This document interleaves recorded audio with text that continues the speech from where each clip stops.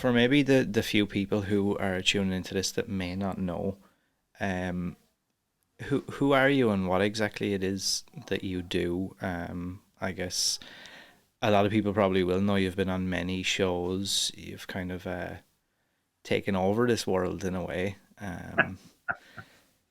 But for maybe the few people who don't know, what exactly is your role and what is it that you have to do? Yeah, so my name is Father Vincent Lampert. I'm a priest of the Archdiocese of Indianapolis in the state of Indiana, here in the United States. Yeah, I've been a priest for the past 32 years.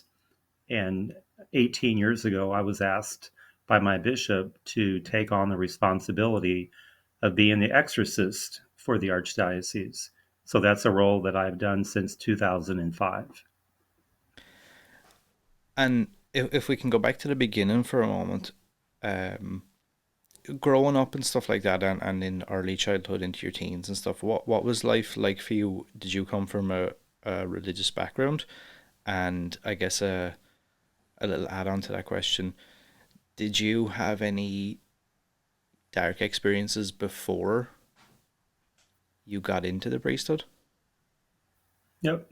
So I grew up in a very traditional Catholic family in the city of Indianapolis. My mother was a convert, and so she became Catholic when she married my dad. Ironically, my mother traces her family roots back to Northern Ireland. And then my dad's Interesting. family traces their roots to Slovenia, a small country in Eastern Europe. So, very devout Catholic family, attended Catholic grade school, Catholic high school, always thought about becoming a priest. You talk about having any type of dark episodes. I think the devil already always is aware of people who may be trying to work against him. So I have always been very much aware of the reality of the devil and perhaps how he may try to trip me up in my own life so that I don't follow the path that God wants me to follow. So after I attended high school, I went off to college. But then 2 years after that is when I decided to enter the seminary and to study to be a priest. And I was in the seminary for 3 years, and then I quit for 2 years. That you can try to run away from God, but if you're going to be true to God, you can't run too far. So then I went back to the seminary, and then I was ordained a priest on June the 1st of 1991. And um, I guess a twofold question. What was it? Was it just because of your childhood and that you were brought up in a Catholic family? Is that what you think brought you to this, or was there something else that drew you to God? And it's something that I didn't know there when you said that you kind of stepped away for 2 years. Uh, Mhm. what was the reason? Just general life kind of pulling you back and forth? Yeah, just making sure that this is something that I really wanted to do. Because I think, growing up in a traditional Catholic family, it's one thing to say I'm Catholic because I grew up in that environment, but all of us have to reach a stage in our life where we make that choice for ourselves. Our faith is no longer dependent upon our parents, but it's what we really believe to be important in our own life. So I think that opportunity to be out of the seminary for 2 years was the time for me to really make the faith my own, if you will. And it was no longer dependent upon my roots or how I was raised, but it was something that I truly believed in. And I guess, throughout your life, um, can you remember the first point that, something like exorcism kind of, uh, you know, came across your line of sight or whatever? Was it something that you had always kind of heard of? Was it spoken about much? Actually, exorcism was rarely spoken about. Even in the seminary, when I was studying to be a priest, exorcism wasn't even mentioned at all. Now, the reality of evil was talked about, but not about the ministry of exorcism. Every Catholic priest prior to 1972, when he was ordained a priest, received the minor order of being an exorcist, but it was done away with after 1972. And then it was only limited to the priest appointed by his bishop to do that ministry in the name of the local bishop. In chapter 9 of Luke's gospel, at the very beginning, Jesus sends out the apostles and he gives them authority over every unclean spirit.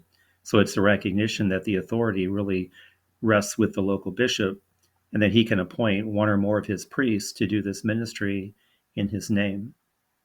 You know, many dioceses throughout the world no longer had an exorcist after the Second Vatican Council that ended in 1965. You know, it was a council that was meant to bring the church into the modern world. And a lot of people believe that exorcism and demon possession and the reality of the devil was something that the church was going to leave behind. But the Archdiocese of Indianapolis has always had a priest in this role.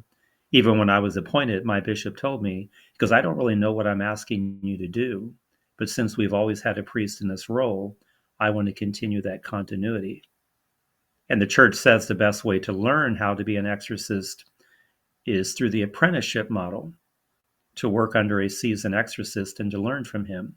But there were only 12 in the United States at the time, so there really wasn't anyone that I could mentor under. So then my bishop sent me to Rome, where I was able to find a Franciscan priest who allowed me to shadow him for over a 3 month period. I set in on 40 exorcisms, and that allowed me to learn firsthand the ministry of the church in helping those who were up against the forces of evil. And I guess that this might come across as a strange question, but I think for the average person, even the word exorcism has a kind of I guess a stigma of fear and Mm-hmm. horror connected to it. Like, and even with myself, I would say, um, that for a long time and even still now, I think to a degree when I hear the word exorcism or exorcist or anything like that, there's a kind of an initial kind of like about like how awful, how scary um a situation like that might be. Was that the case, within the church? Was there any fear? And then I guess when you initially go to Rome, um was there any part of you, when you go to sit in on these exorcisms, that was, I guess, afraid? Mm-hmm. I would say there was some trepidation because most of us, when we hear the word exorcism, it's a word that's shaped by modern culture, by movies that we've seen or books that we've read. So a part of that demonic is in our psyche, if you will. But then coming to understand what the devil really is, what the devil is capable of, and what the devil is incapable of. So really learning the truth about the reality of evil and the devil, I think goes a long way in putting a lot of those fears to rest.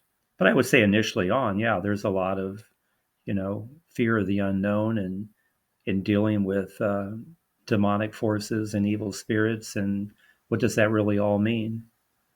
But I would say that after 18 years now, my main focus is really on what God wants to do in a person's life. So the focus is really always on what God wants to do as opposed to what the devil is trying to do. So none of these things scare me anymore at all. They have no sense of fear. Now there's that natural human reaction. If somebody, jumps out at me from behind a corner, I'm going to jump just as a reaction. But anything that I see in an exorcism, these demonic manifestations, I'm not afraid of any of it.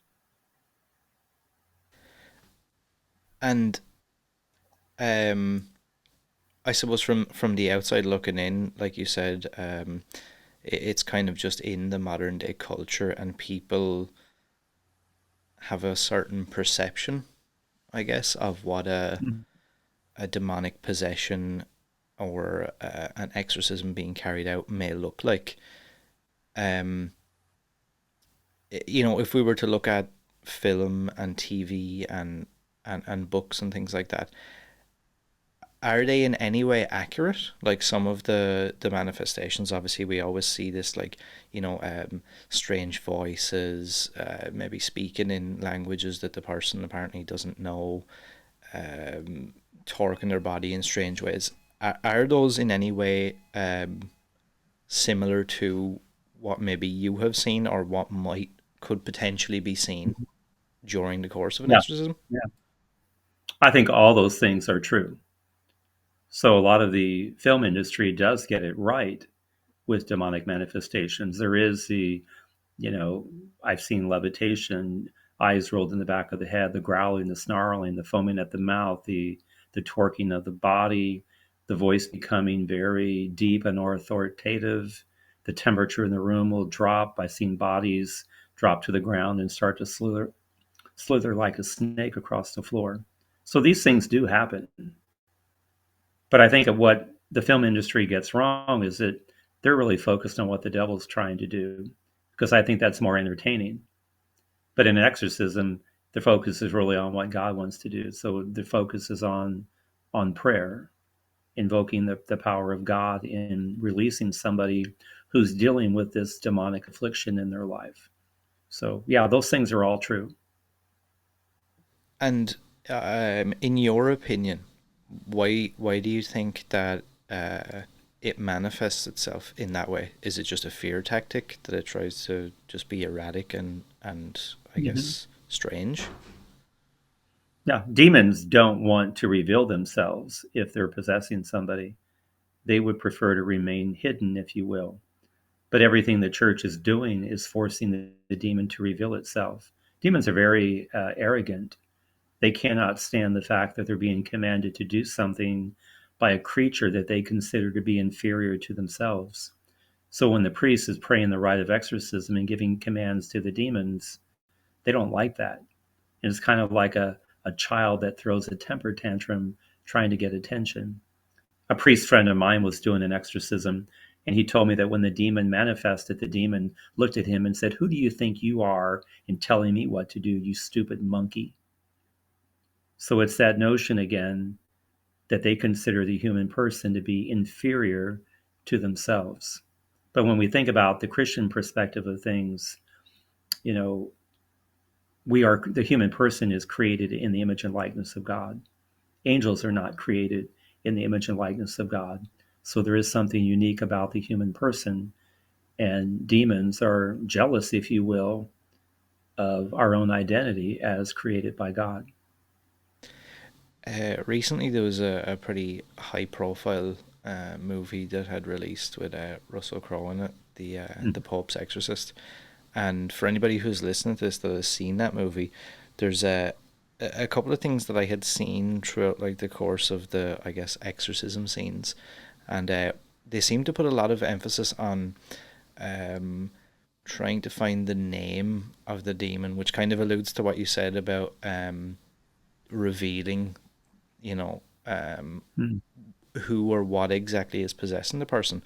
Uh, is that an actual um, tactic, I guess, to find out, the name of said demon or something like that? Yeah, the purpose of requesting the name of a demon would be when you know a person's name, you have a certain power over them. So when demons name themselves, they're submitting to the power and the authority of God. So they're demonstrating weakness. Because even in an exorcism, I'm trained not to be curious. I don't ask questions of the demon out of a sense of curiosity, because that would allow the demon to take control of the rite of exorcism, where the priest is trained to be the one in to act in the person of Christ and to be that authoritative figure. But if a priest starts getting curious and asking things that don't pertain to what he's doing, then the demon can use that to his advantage. The new rite of exorcism, it came out in 1999, does not include in there asking the demon its name. It's a part of the old rite that dates back to the year 1614, but it's not a part of the new rite. And um, I guess when you look at these situations or when you're in a situation like that, um, is I know there's I guess an entire process to get to the point where you perform an exorcism. I think a lot of people are a little bit misconstrued there with the facts of somebody just reaches out and says, "Oh, I, I'm possessed, or somebody in my family I think is possessed or whatever, and then you just run out the door and it's done. There's an entire process there, obviously, that has to be looked at before it's decided that this is what's needed. Um, is there I guess, a contingency plan, or has there ever been a situation where an exorcism hasn't worked the first time, or is there I guess, a level of escalation if things Hmm. become too powerful? Yeah, I think a lot of people believe that, kind of like the movie Ghostbusters. Somebody calls me and I jump in the ghost mobile and I head down the road to save somebody. But every exorcist is trained to be a skeptic. You know, if somebody says I'm possessed, I would say, well, I don't know that you are, but I'm going to begin with the premise that you are not. Now, we may get to that point, but there's a very methodical process that is used. So again, I'm trained to be a skeptic. In fact, I think the church would cause greater harm if she labels a person as being possessed, and that label prevents the person from getting the true help that they need. So there is a 5 step protocol. Step one, have a psychiatric evaluation. Step two, have a physical examination. So the church wants experts in the mental health and in the medical fields Mm-hmm. to weigh in on a case, basically asking them, is there something about this person's condition that you can't explain? Step three would be to do an intake questionnaire, trying to determine if this is demonic, what did the person do to create an entry point for the demonic into their life? Step four, look for 4 signs of possible demonic possession that are mentioned in the rite itself: the ability to speak and understand languages otherwise unknown to the individual, superhuman strength, having elevated perception, and then a negative reaction to anything of a sacred nature. And then step five is to help the person resume their spiritual life. Because it's not just a matter of casting evil out, God has to be invited in. In fact, I would say that casting the demon out is the easy part, but convincing someone that they need to have a relationship with God is something that they may not be too keen to. I had someone recently reach out to me who told me they were possessed, and they go, I want this demon gone, but I want nothing to do with God. But again, as I don't have any powers and abilities, again, that the power and the authority over demons rests with God. And if somebody's going to try to fight demons without God in their corners, so to speak, then nothing good is going to come from that. And at that point, then, um, is that something that um, I don't want to say legally, but obviously, if somebody contacts you in that situation, I'm assuming that's something that you just can't work out. There's no way to proceed forward with anything if the person is doesn't want anything to do with the church. Yeah, again, because I don't act independently of the church. I tell Yeah. people that a priest is kind of like of an ambassador. You know, ambassador representing one country to another country doesn't make their own rules or agreements. They're there to represent something else. So I'm there to represent the church. So there are people over the years that I haven't been able to help, even if I believe that they were afflicted, simply because they wanted nothing to do with the church, or they wanted nothing to do with God. I have a lot of people get angry and upset with me. People have cussed me out and you name it. But again, I can't act independently of my role as the priest. You know, even in Luke's gospel, it says that once the demon has been cast out, if it comes back and finds the house swept clean, meaning it's gone, but God hasn't been invited in, then it can bring 7 other demons worse than itself, and they take up residence in the person. So again, it's not just about casting evil out, it's about asking God to come into one's life. That doesn't mean you have to become like a holy roller or anything like that. It just means that you believe that God has a place in your life. And in as regards, performing an exorcist, that you know of, has there ever been a situation where, like, is there a chain of command, or is there a situation where,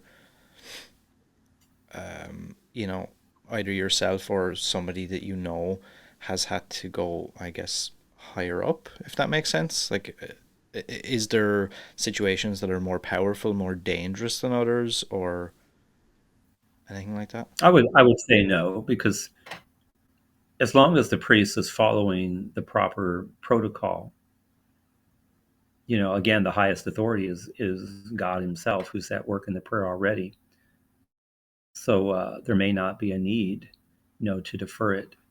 And now, I've sat in on exorcisms, just as much as I was trained by another priest.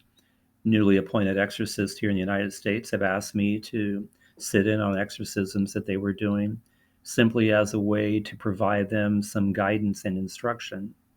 But I would say, as long as the proper procedures are being followed, there's no need to refer the case to anyone else.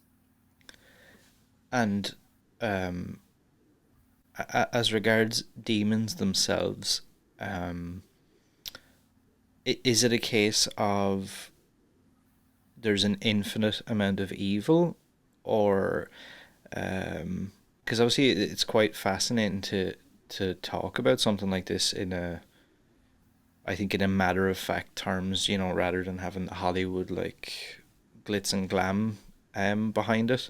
It's quite fascinating. But is there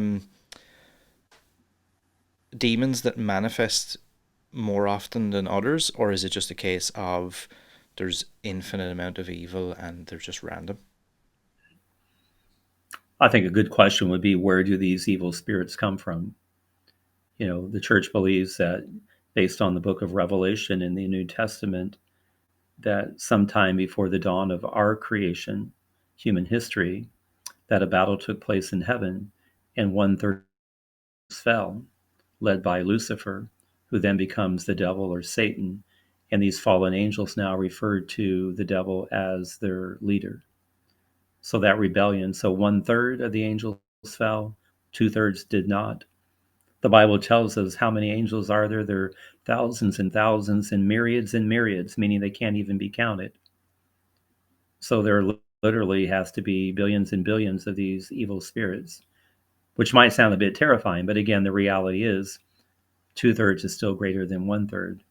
So Mm-hmm. two-thirds of the angelic creatures are obedient to God. And even Jesus tells us that we have a guardian angel who's there to watch over and protect us. So if we believe that, then we should not give in to fear, because I think the devil feeds on fear.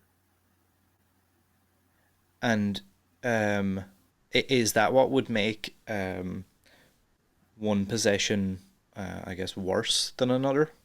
Like, is there more powerful forms of, like, I'm sure you've either done or been involved in probably hundreds of these things.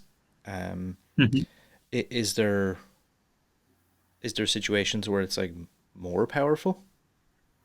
Yeah, there is a hierarchy in the demonic world, just as much as there is a hierarchy in the angelic world. So when one third of the angels fell, they fell from all nine choirs. And obviously, Lucifer, before the fall, was the greatest of all the angelic creatures, closest to the throne of God. But he didn't want just to be close to God, he wanted to take the place of God and to be God himself. And then his decision to rebel against God reverberated through all nine choirs, if you will, and then one third of the angels chose to fall. So again, there is a hierarchy in the demonic world. So there are higher ranking demons and lower ranking demons. And oftentimes, when somebody is possessed, it isn't just a case of one demon, it's usually multiple. In chapter 5 of Mark's Gospel, the man's possessed by legion. And, the demon speaks and says, you know, I know who you are, the Holy One of God. Have you come against us? So even the demon begins to go from speaking in the singular to speaking in the plural. And that's an indication that there is more than one that's present. But there's usually one that's more dominant, the highest ranking demon. The weakest demons are usually the first to go, because they are not as powerful to resist the power of God. And then the more dominant demon is always the last to go. Has there ever been a case that you were involved with, or maybe one you have heard of through personal friends, that sticks out more than others as particularly powerful, violent? terrifying. I worked with a person here in the States. It was a lady possessed by 7 demons. And when I did command the demon to name itself, and then 7 different names came out of the person's mouth at the same time. And again, it's not that person speaking, it's these demons that are speaking. And some of them are known by generic names such as anger and lust and hatred, sloth and whatnot. Think of the 7 deadly sins. But the one demon, the highest ranking, told me his name was Leviathan, which is a name mentioned in the Bible. It's the great sea monster. And so this demon told me it didn't have to leave because it had been invited in. And this person had been engaged in some activity in which she freely invited the demon into her life. And because the demons are very legalistic, the demon said, I've been invited in, so I don't have to leave. So I worked with this person probably over 1 year. We would meet every about 4 to 5 weeks. And then we would spend time in prayer. Oftentimes the demon was very antagonistic and threatening to kill people and attack and all of that. But again, I just stayed focused on praying. And then, after the course of 1 year, the very final session, I was working and saying the prayers of exorcism, and I told the demon to say the words "Hail Mary, full of grace," the words of the angel's greeting to Mary in the chapter 1 of Luke's Gospel. And the demon looked at me and laughed and said, "Grace so full." So scrambled the words around. And then a bell rings, and I'm 2 hours away from my own church, and 400 school children are now leaving the school building, and I'm in a convent chapel performing the exorcism. And the demon looks at me and begins to laugh and goes, "I'm not going anywhere," and begins to scream, and then says to me, "If you keep praying, I'm going to keep screaming, and then people will hear the screams, and they're going to come in here and see what you're doing. Then you're going to have to stop anyway. So just stop now." And then begin to laugh and scream and howl. And I looked at the demon and said, "I command you to obey me in all things, although an unworthy minister of Christ, to say the words, 'Hail Mary, full of grace,' in the proper order, and then to leave immediately." And then there was a kind of a growl and a snarl. And then this demon that had been speaking in this very deep, authoritative voice, in a very child's voice, said, "Hail Mary, full of grace." And then there was a shriek and a scream, and the demon was cast out. The woman is literally glowing in front of me. And the best way to describe it would be, think of a painting of a saint that has a halo around their head. They're not radiating their glory, they're radiating the glory of God. And that's one of the things that I've learned to look for in an exorcism, to know that a demon has truly been cast out. And then the woman began to praise and glorify God. And you mentioned there, and I think that's something else that is probably overlooked just because of how the mainstream presents situations like this. Um, you had mentioned there over the course of a year, which I think is Mhm. something that people again imagine, you grab a briefcase or whatever and run out the door, and it's all done in a night or in an afternoon. Um, but in that situation where you're meeting this person, like once a month or once a fortnight or whatever for a year, is there is there ever a fear that, like, in those in between moments, like, what happens if this thing manifests even worse, or what if it, like, you said it alluded to attacking, killing people, doing these awful things? Is there ever a fear when you leave that person that um something could happen? Every exorcism provides benefit to the person who's possessed, even if it doesn't provide them with total liberation at that moment. So after every session, we can say the demons are weakened. And then maybe in those cases, some of those weakest demons, they're cast out, they leave, they can no longer resist the power and the authority of God. Those higher ranking demons tend to be more stubborn, and then will claim that they have the right to be there. But every session does weaken the demons, and ultimately God will determine the moment of liberation. I just have to make sure that the person is not doing things in between our visits that's reinforcing the demonic control over them. So are they praying and going to church? Are they trying to change their ways, rooting evil out of their life and whatnot? People can't continue a bad pattern of behavior that caused the demonic possession while undergoing an exorcism. They have to be able to renounce that. So if I pray with somebody, say they were involved in the occult and going to see psychics and mediums and whatnot, and then they continue to do that in between the sessions, then they're just going to give more and more authority over the demons, and the prayers will be ineffective because ultimately one has to show the strong desire to be free from evil. I always say that I can pray exorcism prayers, but a person has to do something for themselves. And that something is to change whatever behavior that permitted the demon to possess them in the first place. If they're not making any personal change, then the prayers won't be effective.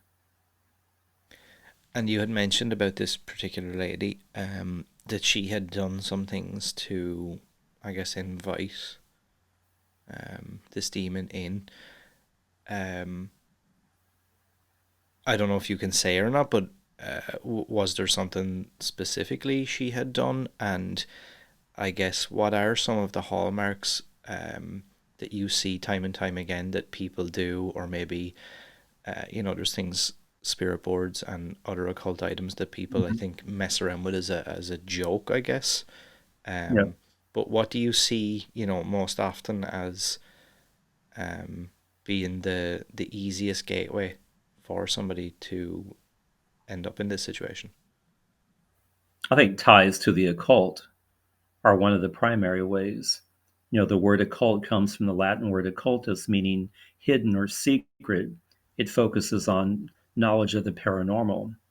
You think of going to see a psychic or a medium, using crystals or pendulums, practicing magic. All of these types of things are calling upon the forces of evil. And so then people are giving evil a certain amount of authority over their lives. And again, people can do these things directly, knowing, yeah, I shouldn't be doing this, but I'm going to do it anyway. Or indirectly, they think it's fun and entertaining, but they don't really understand the gravity of what they're putting themselves into. Another entry point, I call it the entertainment industry, where there's fixation with things like Halloween, movies and literature about the demonic. There are many programs on TV today. There's a lot of stories about the devil and exorcism. We mentioned the Pope's Exorcist. There's another movie out called Nefarious right now. So there is this great fascination with the demonic. And the danger with the entertainment industry is that the demonic can play on a person's memory and imagination. So when we put these thoughts and ideas into our head, we're giving fuel to the devil, if you will, that he can use against us to instill fear or try to attack us. Another entry point is being cursed. There's a lot of people today, when they practice magic, will try to put a curse on somebody. You see that within many different cultural and traditions, if you will. Being dedicated to a demon, inviting a demon in. So there are many, many ways that people can open up that entry point. And again, I try to understand what that entry point was so that in the prayers of the church, I can close that entryway so that the demonic no longer has a foothold in this person's life. And would you say then for people maybe listening to this that I know, like you said, there are a lot of people and a lot of these things, like as far as I'm aware, Hasbro I think owns like the trademark for these spirit boards and stuff, and I see them in like Mm-hmm. Barnes and Nobles and just like really strange, bizarre places to have something like that, and it's kind of seen as like I think it's actually listed right now as a board game. Um, Mm-hmm. so for I guess the average person listening that maybe thinks it might be fun to mess around with that stuff at Halloween or have it as like a party joke or whatever, um, what you're saying is like you don't have to be practiced or well versed in any of these things to Mm-hmm. cause issues. Absolutely, that's true. Because again, the devil doesn't care if we're doing something directly or indirectly. he will just recognize whatever rights that somebody is giving over him. So, like a Ouija board, for example, somebody may use that as a form of fun and entertainment, but that can be an entry point for the demonic into their life. I think things like Ouija boards are entry level things into the world of the demonic, that it piques people's curiosity. Hmm. Somebody may play with the Ouija board and then they wonder why something is moving on its own and what's the power behind that. So that curiosity may lead them into a deeper form of demonic activity. A few years ago, I was traveling to South Africa and I was at the airport in Atlanta, Georgia, here in the States. And in the gift shop, they had voodoo dolls that they were selling. And I know that they were kind of generic, but the purpose would be to get people interested in voodoo dolls.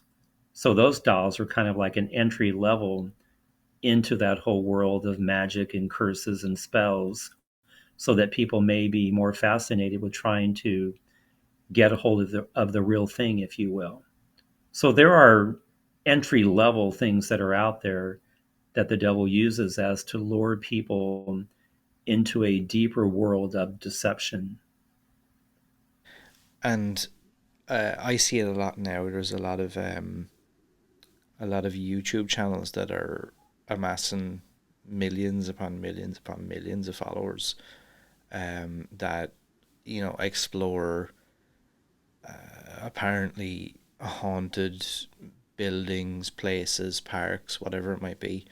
Um, and like the production quality, don't get me wrong, is I guess only second to something like a Hollywood movie. Mm. Um, is that as dangerous? Going to a place that's apparently experiencing, paranormal activity or some form of evil. If you do that, if you visit those places and kind of, I guess, try and entice those things out, is that equally as Yeah, dangerous? absolutely. Yeah, absolutely. Because, demons don't live at a location like we do, they don't have an address. So, as pure spirits, we would say they're neither here nor there. We say they are here or there if they're choosing to act in a location. So, like someone going to the old mental hospital or the old prison where they're going to encounter ghosts and spirits, it's not that those spirits are living there. It's that it's the very things that people are doing that are attracting the attentions of the demons and causing them to manifest in that location. I had a guy tell me one time he was a ghost hunter, and he said that he was in one of these locations and he was terrified. And he said, "What's ever here, you have to stay here. Don't follow me home." But again, by going to these places, we are indirectly giving these spirits some amount of authority and control over us. And just because we tell them to go away doesn't mean they're just going to do that. And I guess to touch on this, and it was something that I had kind of seen, at least over here anyway, kind of a resurgence in, not in popularity, but more in, I think, what you alluded to an awful lot, which I think is what it is curiosity, Mm-hmm. um, which was the Church of Satan, which to me is just an extremely bizarre thing to even say. Uh, Something like that, how dangerous is that? Like in my mind, even from the little knowledge that I do have of these things, of how it actually works. I mean, even to say something like that to me straight away, it feels like it has only negative connotations. yeah, because it's making a mockery of God. At the end of April in the city of Boston, they had Satan Con. So it was a weekend convention honoring Satan.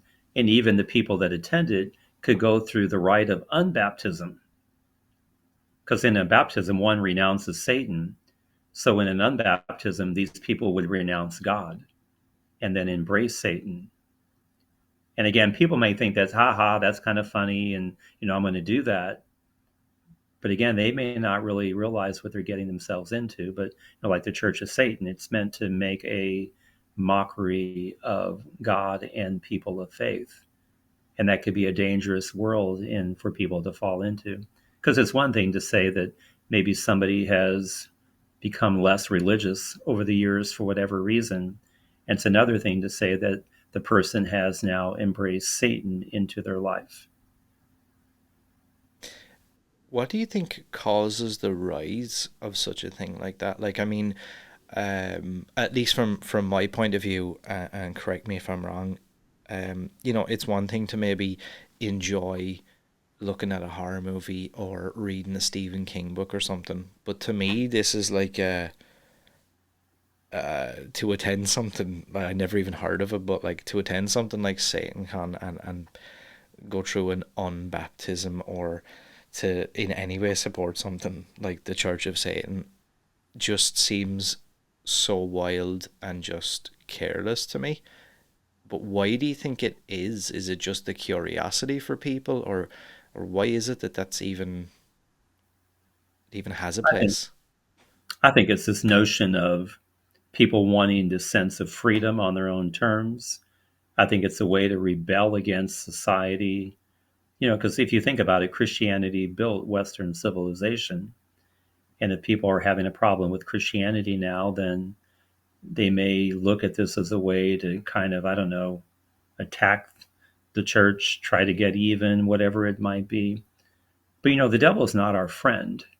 And I think a lot of times people fall into that deception that somehow the church is Satan and all of that. Satan wants to be our friend.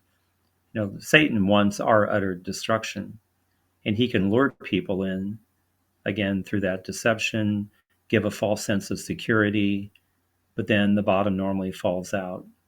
The devil is looking for the long-term goal, which would be the destruction of the human person. And why would the devil want that? Again, God's greatest creation is the human person, and so the devil believes that by attacking the human person, he's indirectly attacking God himself. So again, I think people fall into that lie that somehow the devil is cool and he's my friend, and but no, the devil is not our friend. And that was something you've kind of lightly touched on it, and I think from looking at all of this in more modern times, um, there's definitely at least to the mainstream audience, if you will. Um, there's definitely a twist on this that all things demonic, paranormal, the devil, all that kind of stuff is seen as exactly what you just said, like this kind of cool, hip, modern thing to be Mm. interested in. And I feel like that the more that's pushed, the flip side of that is maybe trying to show the church in a light of being old fashioned or it's not for the younger generation and things like that. And Mm. I think that ties into, society and rebellion and freedom and all this stuff. Um, what do you think the church? And I know this probably isn't. It isn't a prerogative of the church, so to speak. But is there anything that the church can do as a whole to, I guess, reestablish itself in that modern landscape now? Because things have changed drastically. Like I even remember, um, as a child, it there was no going to mass. It wasn't a choice, but and in a sense of like no, nobody complained, nobody didn't want to go. It was just that's what we do. We attend mass several times a week, and there was no issue with it. But I feel like now, if I was to look at a child at the age I was at then and suggest that to them, it would be such a foreign concept. Um, but like, what could the church do to reestablish itself? I don't want to say as cool, but if you know what I mean, there's definitely been this shift of like the more this demonic stuff has been pushed as like cool and modern. I think the flip side of that is it's tried to paint the church as like a boring, old Mm. fashioned, old school. Yeah. if that makes sense. Yeah. I think the solution is that there may be a lot of people that know the church, but do they know the person of Jesus Christ?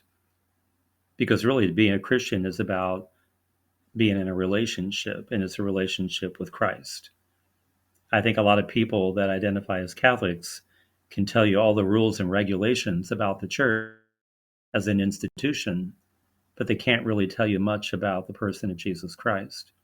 I think the way the church would have to try to turn that around is, you think in the early church where the apostles went out, maybe in today's world, the church is more turned in on itself for a lot of reasons. You can look at clergy sex abuse scandals and whatnot that have caused the church to close in on itself.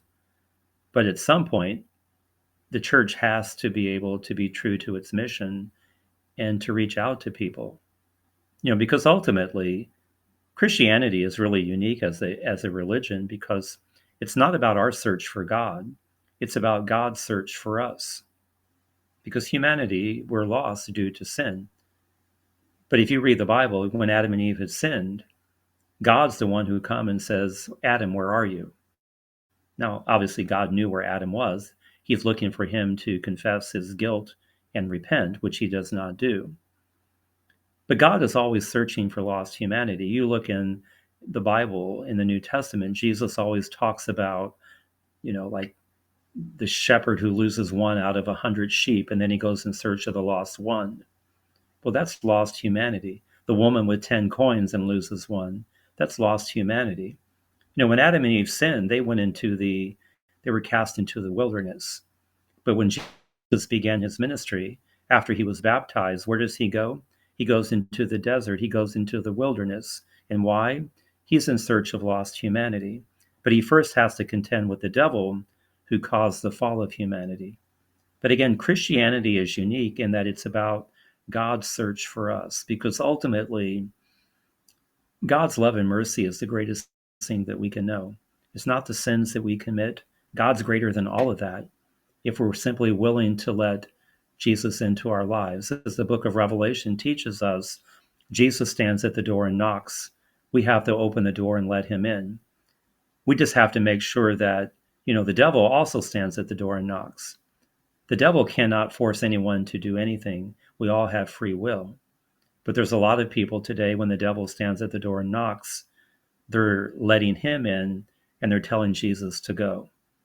And I think that has to be reversed, where people need to root the devil out of their life and invite Jesus into their life. So, really, it's about rediscovering the important role of the church as an institution to bring people into a relationship with Christ. And because I had never heard of it before, you mentioned something like Satan Con. And again, while I understand it's probably not the mission of the church, but is there, I guess, not even to fight the forces of evil, but is there a, I guess, a flip side of that? Is there things like that that the church could get involved in, that could do to bring people together and maybe bring them back to God? Yeah, and I think that's where then maybe taking the church to the people. So if people are attending an event like Satan Con, how does the church make itself present to the people that are attending that? And having people come to a real understanding of what the church is and why it exists. So to me, that's going out and meeting people where they are. If we're going to wait for people just to come into the church, we might be waiting a long time. But to literally go out into the streets where the people are and to meet them is so important. That's why even in my role as an exorcist, many priests in my role are not publicly known. But my bishop told me that if I was comfortable enough, I could be public in my role as a way to help evangelize people, to teach them what the church really believes about the reality of evil and the devil, give people that information, and then ultimately people have to decide for themselves. But again, if the church isn't out there meeting people where they are, then the churches will continue to be empty. Yeah, and I definitely feel like that the work you've been doing I guess through these platforms has been kind of pivotal, and I think it's captured maybe a lot of the younger audience, if you will, um, and maybe bringing them back And I think where, hopefully the goal, I was going to say the goal would be just to get people to think yeah. about where they're at in their life and whether or not God has a role to play in that. Because even, the church can propose, but it can't impose. We can offer this relationship with Christ, but somebody has to choose to accept that or reject it. What exactly was it like? Yeah, obviously you mentioned there, you were kind of told, if you want to be more public, that would be great. But what was it for you personally that made you feel like, this is something I want to do. I want to be outspoken about this. I mean, you've been on some huge platforms. And I guess another twofold question. Um, Number one, what did you feel the benefit was maybe afterwards being on some of those shows? And the flip side of that, was there any negative blowback maybe from other members of the church or uh, other groups maybe about what you were trying to do? I've never received any blowback from within the church about being public in this role. Usually it comes from people outside of the church. I've had people tell me that I'm crazy and I'm insane for what I believe. I have people that are just really, they can really be nasty about the church and about priests and you name it. So, being public doesn't just bring, the glitz, it also brings a lot of ugliness from people. But that's okay. Because again, ultimately, this isn't about me. It's about, again, being that ambassador for the church and just really being able to ask people, is there a place in your life for God? And if so, what does that relationship look like? Have you had any I don't want to say issues, but I guess from these other groups like the Church of Satan, which we've mentioned before, or what, I don't know of any of them. I'm sure there's probably multiple variations of um, similar stupidity. um, have you had, like, since you've become public with this, and this isn't just something, again, and this isn't to try and blow smoke, so to speak, but like some of these platforms are huge and have a massive audience. Have you had any issues from any of those groups about what you're trying to do, about trying to spread this message, and maybe they feel like it's dampening down, what they're trying to do? I don't know that I received that to know that directly, but I think some of the negative reactions that I've gotten may be due to that. It's almost like the demonic is retaliating. But I always try to maintain a positive outlook in anything that I talk about. It's not about criticizing other people or telling them necessarily that what they're doing is wrong, but just challenging people to think about what it is they're doing and is that the best possible choice that they can be making. Because I think when you start attacking people directly, it just causes people to go on the defensive. And when the people are on the defensive, their ears are closed and they're just ready to retaliate against you as quick as they can. But if you can challenge people to think, then maybe you can bring them around. Even within the church, there's a saint called Blessed Bartolo Longo, and he grew up in a traditional Catholic family in Naples in the latter part of the 19th century. He fell away from the church, got involved in Satanism. He even became a satanic high priest. But eventually he renounced it all because his family never gave up on him. He returned to the church and then dedicated his life to helping young people stay connected with God. So if you think about it, a former satanic high priest is on the road to sainthood in the Catholic Church, which is a clear indication that no one is ever ultimately lost to God, that there's always that possibility that they can be found. So um that 30-second explanation there, I feel like things like that are probably the key maybe to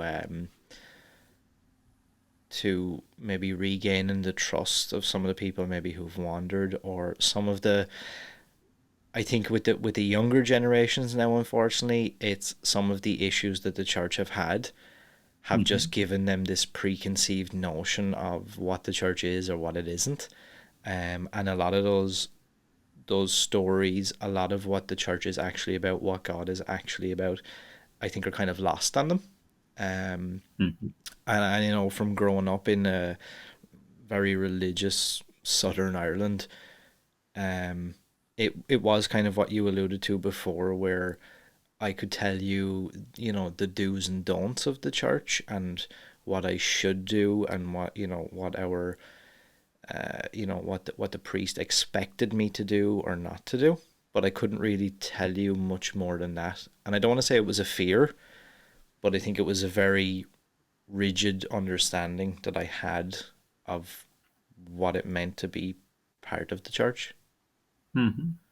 Um, and I think breaking that is probably the key to, because it's to speak to you now.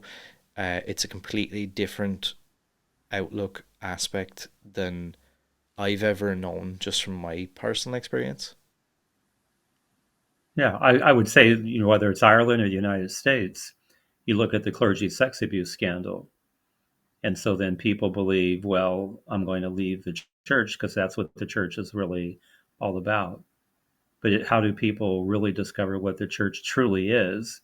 It's not these elements, but the church can't turn in on itself because of these abuse allegations, and the ones that are even real. They're not allegations, they truly did happen. But the church has to own that. It's like any sin, you have to shine the light of Christ on it.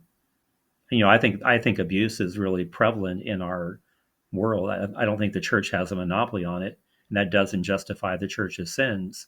But I think how the church would respond to its own abuse crisis could be a way to bring humanity forward with all the sex abuse that we see on so many different levels. So rather than the church just being another part of the problem, how does the church recognize its own sinfulness and become a part of the solution?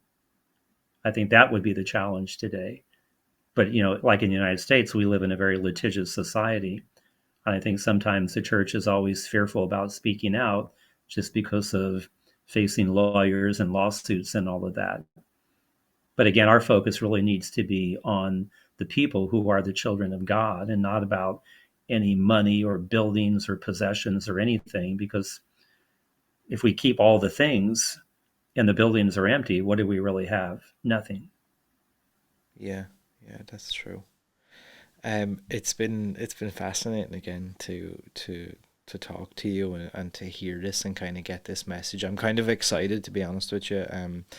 I have a quite a large following over here, and it's exciting for me, maybe because I know there's a lot of people in my age group and younger that um are not against the church or anything like that. I don't mean to say, like, there's obviously probably people I know who are against the church, but I think um there's a lot of people that I know that would maybe even look at um my closeness to the church and kind of see that as like strange or bizarre, or why. Mm-hmm. And it kind of excites me to see this new I guess perspective on it. I think the thing that irks me more than anything is there isn't more of this, or at least as far as I can see, you know, and especially from and you know, I guess in one way it's bad, but an online presence is a huge thing in 2023, and I just feel like Mm-hmm. if there was more of this perspective out there, I Yeah. think people would find their way back to God and the church a lot faster. Yeah. And I think, again, that's why I choose to be public in my role, as a way to generate the conversation, to get people to really think about their own lives, about whether or not God has a place in their life. So, really, it's just a way to kind of put a message out there and to see where people take it. Yeah. Um, like I said, it's been a pleasure and an honor to talk to you. Before I let you go, final message for people, like what would you say to? I think there's a lot of unrest, struggle in the world right now. We've obviously had the world as a whole has had a tough couple of years, Mm. and I feel like now there's maybe a new wave of struggle from the back end of that. Financially, there's a lot of homelessness and different things like that. What would you say to people going forward to I feel like you have a very positive outlook on things, and even when we spoke about, obviously I spoke a lot about the demonic and negative aspects, but I feel like you had a very natural way of being able to kind of bring it back to the way we should be looking at it, or how we should be speaking about it, rather than it all being negative. Yeah, I think a good answer to your question would be a line from St. Augustine, who lived in the latter part of the fourth century, the early fifth century, where St. Augustine writes, "You have created us for yourself, O God, and our hearts are restless until they rest in you." Which means I believe the human person has an innate desire for God. And when we don't foster that desire, is when we find ourselves kind of like in the world in which we live. In 1999, there was a study done in the United States. 70% of Americans practice some form of religion. They attended some house of worship every week. That's down to 47% today. And now one out of every five Americans identifies as being an atheist. So it does seem to me that our rejection of God or indifference to God has kind of led us into this world in which we live. And perhaps if we were to simply acknowledge God's rightful place in our lives, that would help turn things around. Because the basic message of God is to love one another. You accept people where they're at. Maybe you don't necessarily agree with them 100%, but you recognize that collectively we're all children of God and we all desire the same thing. We all want to be happy in life. We want to find some sense of meaning, purpose, and direction. And I just believe that God gives us that ultimate destiny, if you will. That's a fantastic place to leave it, I think. Like I said, it's been a pleasure once again, and I hope we can do this down the line in the future. Absolutely. I've enjoyed it as well, Aaron. Thank you.